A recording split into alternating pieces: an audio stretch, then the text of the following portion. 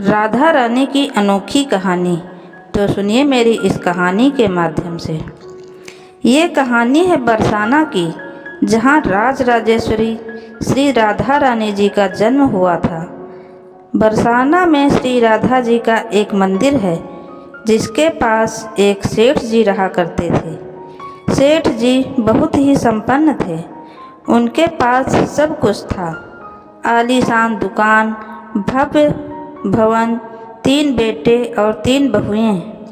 सेठ जी यूँ तो हर तरीके से साधन संपन्न थे, लेकिन फिर भी उनके मन में बड़ा दुख था। उन्हें लगता था अगर उनके एक पुत्री होती तो वे अपने मन की सारी बात अपनी पुत्री को बताते और पुत्री को बहुत दुलार करते।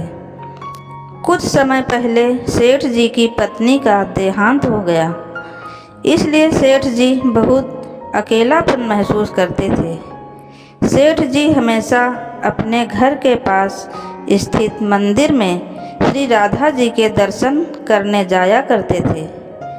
एक दिन जब सेठ जी मंदिर में श्री राधा जी के दर्शन करने गए, उस दिन मंदिर में एक संत पधारे थे। सेठ जी को कुछ उदास देख संत ने सेठ जी से पूछा, उदास क्यों हो बेटा? सेठ जी बोले, महाराज मेरे कोई बेटी नहीं है, इसलिए मैं उदास हूँ। संत मुस्कराए और बोले, यदि जीवन में किसी का अभाव है तो उसकी जगह भगवान को बिठा लेना चाहिए। सेठ जी बोले, महाराज मेरे तो कोई बेटी नहीं है, तो मुझे क्या करना चाहिए? संत बोले, अरे सेठ, जब तुम्हें बरसाने का वास मिला है तो तुम बरसाने की बेटी श्री राधा जी को ही अपनी बेटी क्यों नहीं मान लेते? संत की यह बात सेठ जी को बहुत पसंद आई और उन्होंने राधा जी का फोटो अपने कमरे में लगा लिया। अब तो सेठ जी का जीवन ही बदल गया। वे उठते बैठते, सोते जागते श्री राधा जी को अपनी बेटी मानकर उनसे बातें करने लगे। उन्हें अपनी पुत्री को हर बात बताने में बहुत आनंद आता था।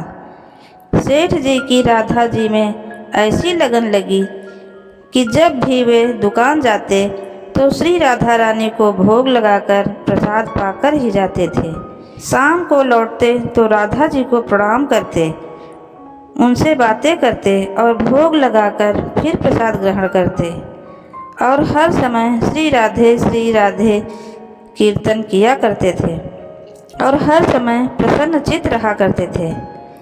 जब भी सेठ जी से कोई उनका परिचय पूछता तो सेठ जी कहते, 3 बहू बेटे घर में हैं, घर में सुख सुविधा है, पूरी संपत्ति भरी भवन में रहती है, कोई नहीं मजबूरी है।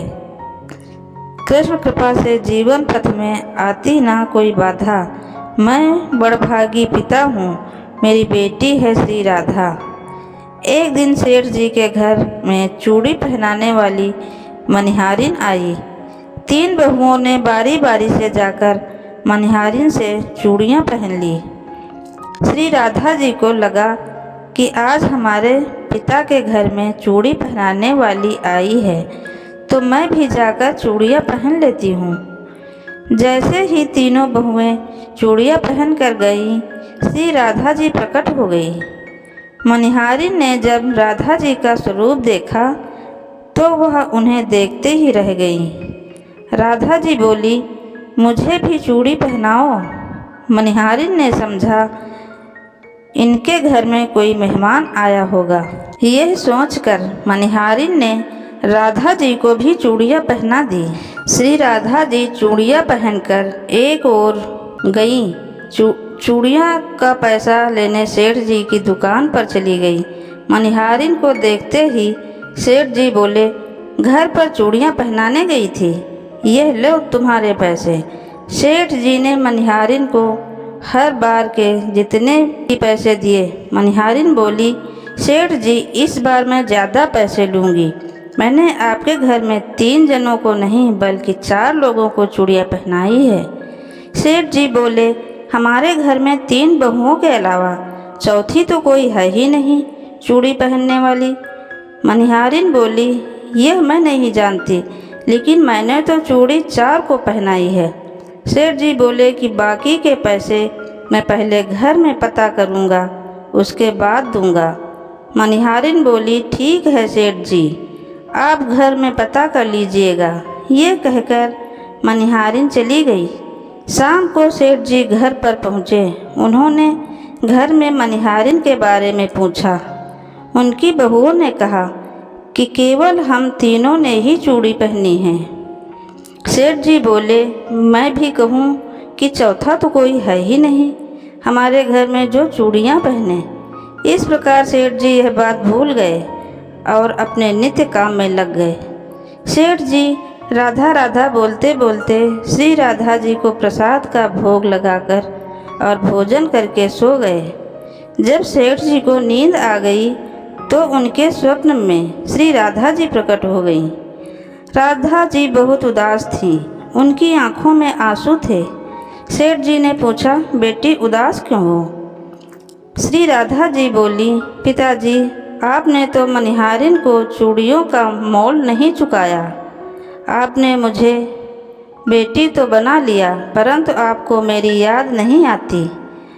आपने मुझे भुला ही दिया, इससे मैं बहुत दुखी हूँ। ये सुनकर सेठ जी सपने में ही रोते रोते बोले, बेटी मुझे क्षमा कर दो, मुझसे बहुत बड़ी भूल हो गई। सेठ जी तुरंत नींद में से उठे, उनकी आंखों में आंसू आ गए।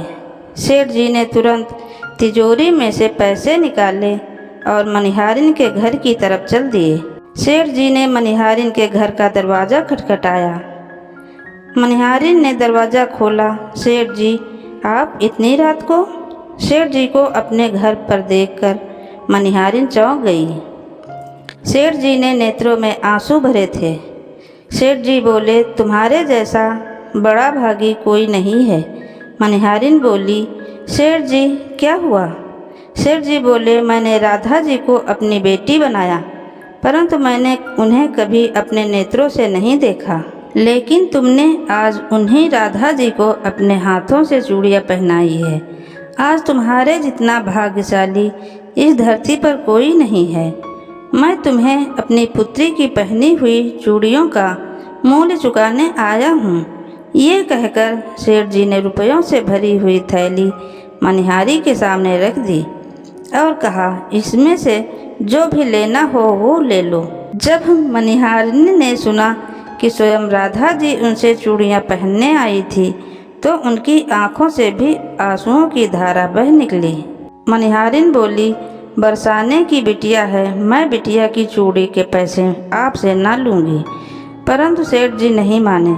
सेठ जी ने रुपयों से भरी हुई थैली मनिहारिन के घर पर रखी और वहाँ से सीधे श्री राधा जी के मंदिर चले गए। उस दिन के बाद सेठ जी ने सब कुछ छोड़कर संन्यास ले लिया और अपना शेष जीवन राधा जी के मंदिर में राधा जी की भक्ति करते करते बिता दिया। वीडियो अंत तक सुनने के लिए आपको दिल से धन्यवाद। अगर वीडियो अच्छी लगे तो वीडियो को लाइक करें और चैनल को सब्सक्राइब करें। कमेंट में जय श्री राधे लिखना ना भूलें।